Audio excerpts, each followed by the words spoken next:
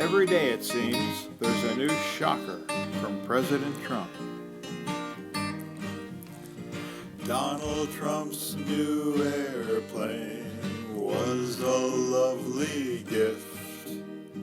He will fly in luxury, the Democrats are miffed. It was given to him by an Arab sheik. It's worth 400 million, but he gets it for free. Oh, Donald Trump's new airplane was a lovely gift. Even his allies say it's a security risk. When he leaves the White House, he will keep the jet. Of his many outrages, this is the worst one yet.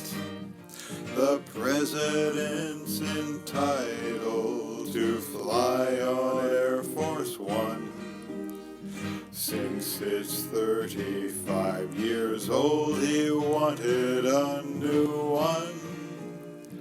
The Emir of Qatar did not miss a beat.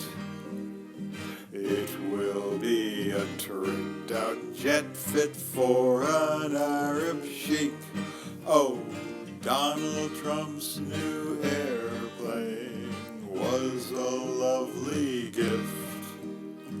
Even his allies say it's a security risk. When he leaves the White House, he will keep the jet.